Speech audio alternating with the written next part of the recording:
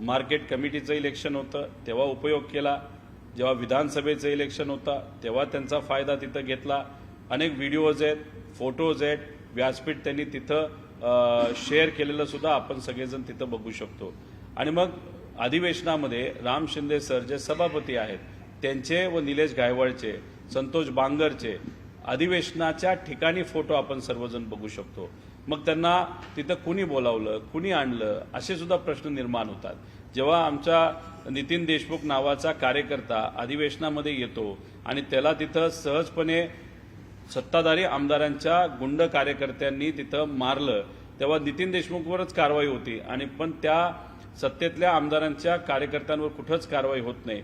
आणि मग इथं अधिवेशनामध्ये सुद्धा गुंड जर आपल्याला येतात, ते रील काढतात येताना, तिथं अधिवेशनामध्ये चालत असताना, मंत्रालयात चालत असताना जर रील गुंड लोक काढत असतील, नाही तर पुण्यात सिपिली या सगळ्यांची एक दिंड काढली होती।